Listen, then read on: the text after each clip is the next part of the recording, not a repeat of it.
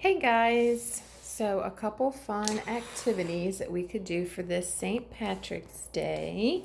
I went out into my yard and I just picked some clovers and I just taped them. I put tape on the front and tape on the back so I can touch them and work with them and they're not going to tear.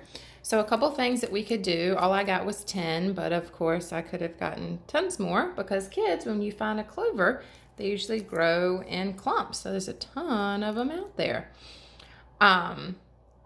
Let's see, one activity that we can do is with counting, or with what we've been working on in class in math is adding and subtracting. So if you have a game at home that has a die, then you can just use this. And so we have 2. So I could take 2 of my clovers. Then let's see what I'm going to add to it. Remember, kids, what does add more? Add mean? Add means that we're going to have more, a bigger number.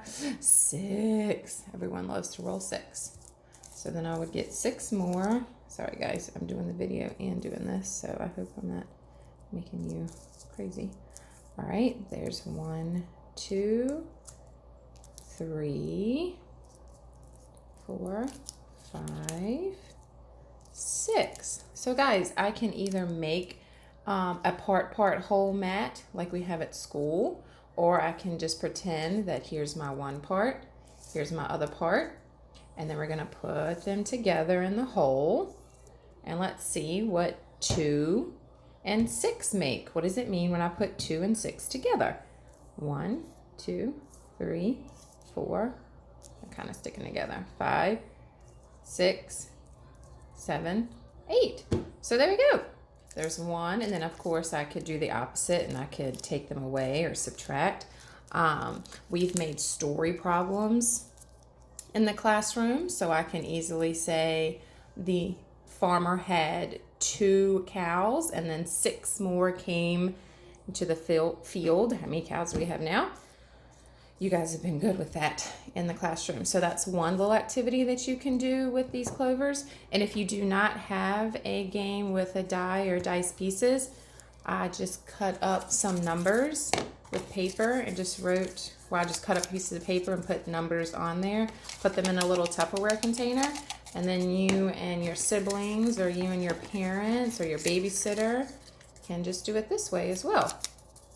Okay? So let's do a problem when we take away.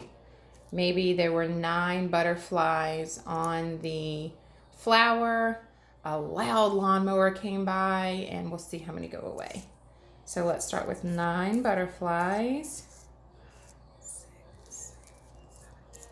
There's my 9 butterflies. 1, 2, 3, 4, 5, 6, 7, 8, 9. How many butterflies flew away because of that lawnmower? Oh my goodness. 8! It's been a loud lawnmower. I know that because 8 is very close to 9, so I know that almost all of them went away. Bye-bye, butterfly. 1, 2, 3, 4, 5, 6, 7, 8. What are we left with, kids, when there were 9 butterflies? 8 of them flew away. Just one lonely one. He either did not hear the lawnmower or maybe he just tired and he wanted to stay there. All right, guys, so that's one little activity that you can use these taped clovers for, is with math. You can also tape as many as you want, of course, and use them for counting. You can count by 10s or by 5s, which is really what we're working on in the classroom.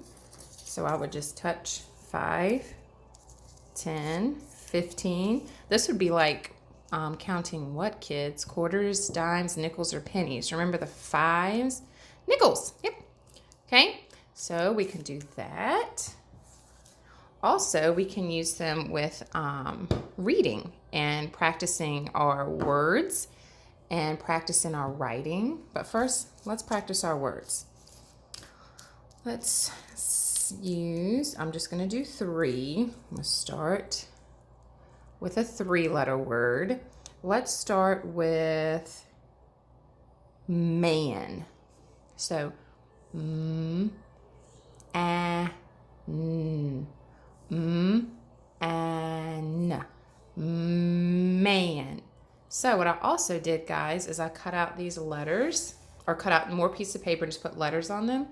I know a lot of you guys probably have little ice trays laying around, so this is a way that you can separate the letters so your kids can use them to spell. So remember, I did man, not muh, but and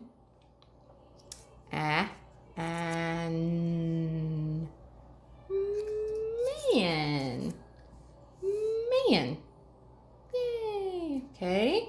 And then we can also use them to do our blends. Let's do a 5 one. Let's see if you guys remember this. You guys can teach your parents and your siblings how you do this. Let's do blame, blame, blame. Okay. All right. I'm going to start with bl, bl, bl, bl, bl, a. Oh my goodness. That vowel said its name. So I know what that means because that vowel said its name. Blame. Use one of my clovers. Blame. Blame. And since this vowel said its name, kids, what does that mean? What do we have at the end? We have the E. He is so bossy, he made the A say his name. Blame. Blame. See? You guys can do so many things with this. Now I would just return my letters. And then I could do another word. Or we can also use this for writing. So guys, you know that we always do our morning message in the morning. You can make those sentences. You can pretend like the leprechaun is doing our morning message. Maybe he stole my pen and he wanted to do the morning message. We can also use the clovers for that. Today is Tuesday, March 17th, 2020. So then what I would do with that, kids, I have more paper. Now I'll just put each clover. Today is Tuesday, March 17th, 2020. And then if you have a pen or a pencil at home or a marker or a crayon, anything would work. Write our words right above the clover.